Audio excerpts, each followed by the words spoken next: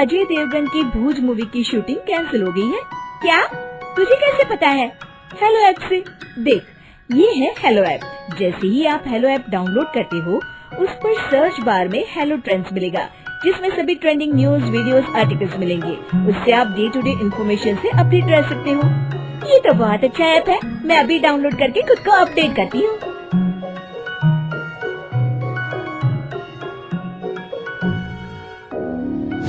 सलोनी बहुत ही सीधी और भगवान को मानने वाली थी, लेकिन उसकी सौतेली माँ उसके सीधेपन का फायदा उठाती थी और उस पर बड़े अत्याचार करती थी। जरा सी चूक हो जाने पर उसकी खूब पिटाई करती थी।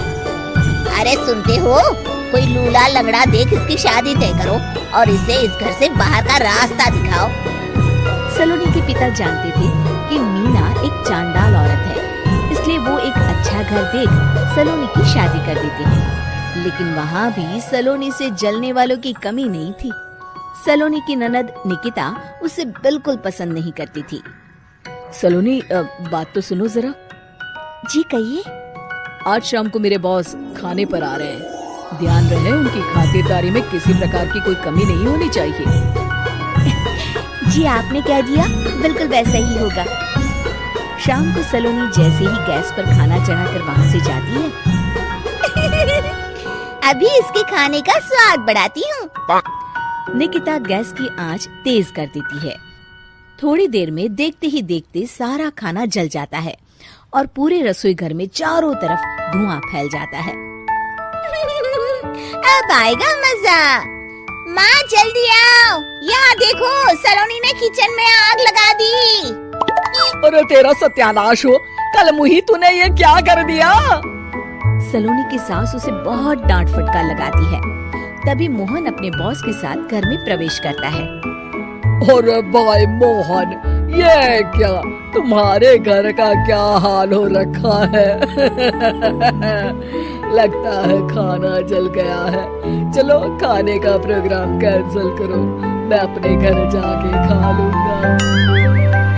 सर दरअसल वो सर मुझे माफ कर दीजिए। अरे कोई बात नहीं, घरों में ये छोटी मोटी बातें होती रहती है। मैं समझ सकता हूँ, फिक्र मत करो, मैं नाराज नहीं हूँ और इस बात का तुम्हारे प्रमोशन पर भी कोई असर नहीं पड़ेगा। चले अब चलता हूँ मैं। बॉस के जाते ही मोहन सलोनी पर भड़क उठता है और उसे खूब खरी खोटी सुनाता है। भगवान, मेरी माँ तो कहती थी कि अच्छे लोगों के साथ हमेशा अच्छा होता है, फिर मेरे साथ ही बुरा क्यों होता है? आखिर मेरी गलती क्या है?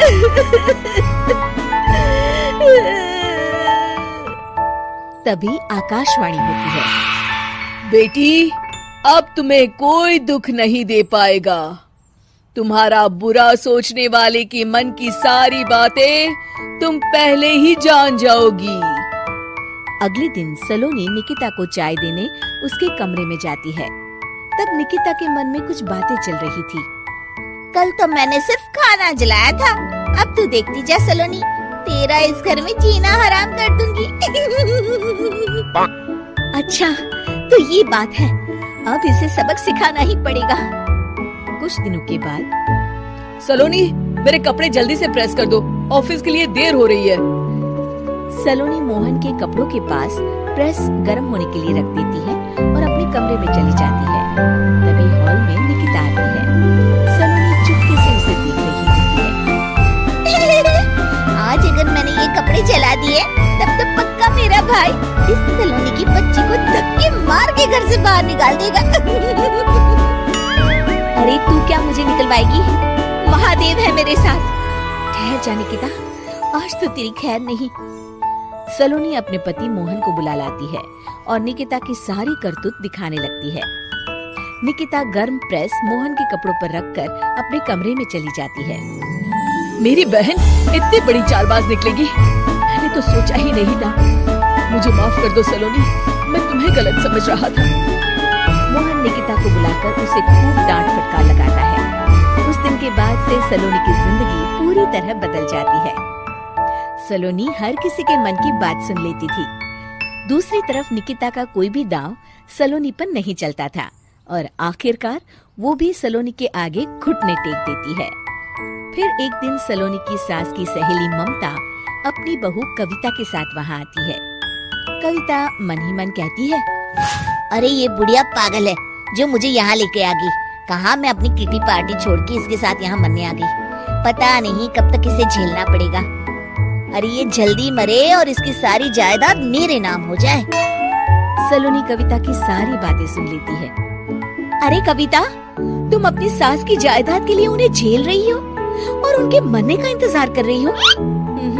ये तो गलत बात है। सलोनी की बात सुनकर कविता बिना देर किए कहती है, अरे ये तुमने कैसे सुन लिया? ये सारी बातें तो मैं अपने मन से बोल रही थी। तुमने कैसे सुन लिया?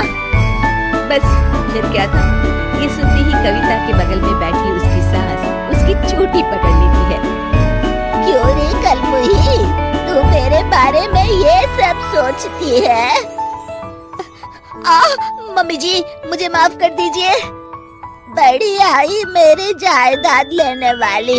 मैं आज ही अपने वकील को बुलाकर सब कुछ छोटी बहू के नाम कर देती हूँ। चल घर चल, आज तेरी अच्छी खबर लेते हूँ। इस तरह सलोनी लोगों के मन की बातें सुन लेती थी, लेकिन धीरे धीरे सलोनी को एहसास होता है कि उसके आसपास के सारे लोग एक दिखावे की जिंदगी जीते हैं और सब एक दूसरे के बारे में बुरा ही सोचते हैं। हे भगवान, दुनिया में कैसे लोग हैं? सबके मन छल कपट से भरे हैं। मैं तो लोगों के मन की बातें सुन सुनकर तंग आ चुकी हूँ। मैं अपनी जिंदगी में अब बहुत खुश हूँ। अब आप मुझसे ये शक्ति वापस ले लीजिए भगवान। इस तरह भगवान सलोनी को दी हुई शक्ति वापस ले लेते हैं और सलोनी एक आम जिंदगी जीने लगती है।